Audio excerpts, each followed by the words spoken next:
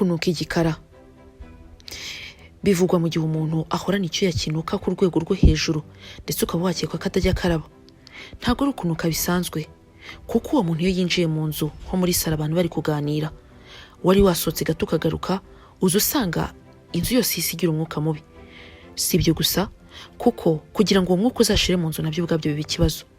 Uku kunuka icyuya iyo bifatiwe ingamba hakiri kare birashira, kuko ahanini bitangira kumvikana ku myaka y'ubugimbu n'ubwangavu, ni ukuvuga hagati y'imyaka 14 na 16 ku bakobwa na 15 kugeza kuri 17 ku bakungu, nk'uko tubikesha BBC.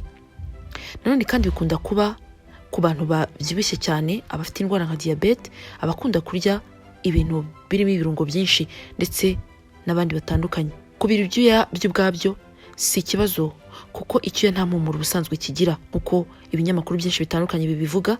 Gusa kuko umubiri wacu habamo mikrobe zo mu bwoko bwa bagiteri, iyo zihuye na cya cyuya zigihinduramo aside zinyuranye, bityo umwuka wazo ukaba ari wo wumvikana.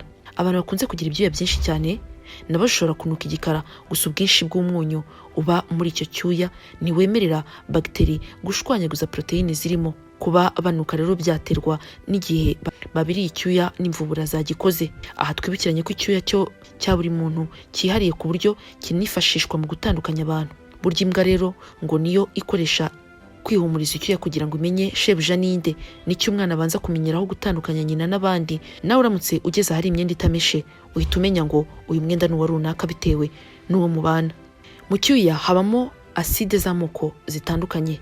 Ikinyamakuru The Huffington Post kivuga ko propionic acid ari nayo ikunze kuboneka cyane mu cyuya, ikaba iterwa na propionibacteria, zikaba zikunze kuboneka mu miyoboro y'imvubura z'ibinure zizwi nka sebaceous glands, ikunze guhumura nka vinegre.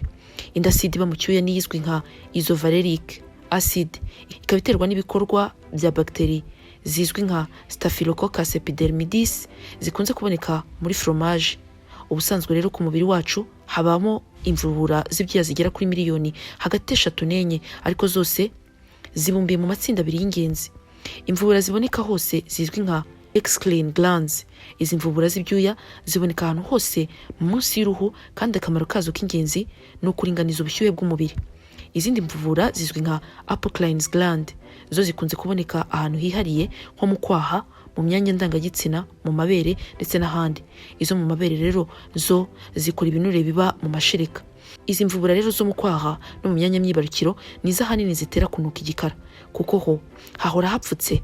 Bagiteri rero kuhororokera birazorohera, bityo hagahora impumuro runaka. Indi mpamvu nuko icyo cyuya kiba kirimo proteine zoroshye gushwanyaguza zikava amaside.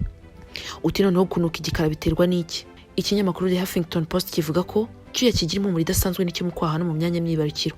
Icyo cyuya rero kunuka kwacyo biterwa n'uko hakunze gututubikana, bityo cya cyuya ntikibashe gutumuka ngo kigende, maze uko kihatinda kigakomeza guhura na za bagiteri. Uko izo bagiteri zikura zibyara zinashwanyaguza za proteine zo mu cyuya, niko harekurwa umwuka uko utinda ukanuka.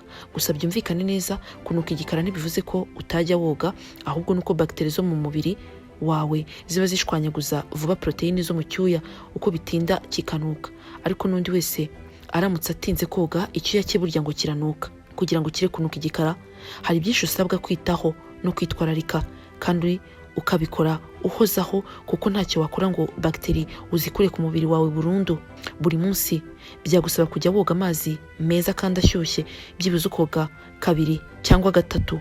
Uku koga amazi ashyushye bigufasha kugabanya umubare wa bagiteri zo ku ruhu rwawe. Niba hashyushye inshuro woga ku munsi, usabwa kuzongera, kuko iyo ikirere gishyushye kubira ibyuya biriyongera. Nyuma yo koga wihanagure neza, wumuke, kandi wirinde kwisiga amavuta atera gututubikana nk'ayarimo kokobata. Ikindi ni guhindura imyambarire. Imyenda myiza kuri wowe nituma umubiri ubasha guhumeka mu gihe ufite ikibazo cyo kunuka igikara, akayaga kakinjira. Iyo nikoze muri cotton, silk ndetse na wool.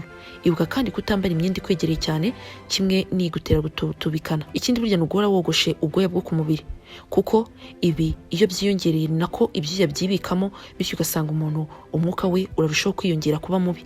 Niba wumva kandi utangiye kubira ibyuya, hita ushaka uko byibuze woga mu kwaha ukoresheje amazi meza n'isabune yabugenewe kwica bagiteri.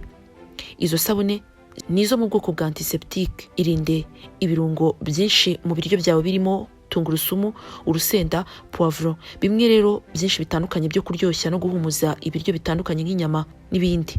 Ibi nabyo ngo bishobora gutera kugira icyuya gihumura nabi. Ubushakashatsi bukiri gukorwa nk'uko tubikesha ikinyamakuru Huffington Post bwerekana ko kurya inyama zitukura biri mu byongera ibyago byo kunuka igikara. Inzoga n'ikawa nabyo nibishyirwa ku rutonde rw'ibyongera kunuka igikara mu mubiri wa muntu.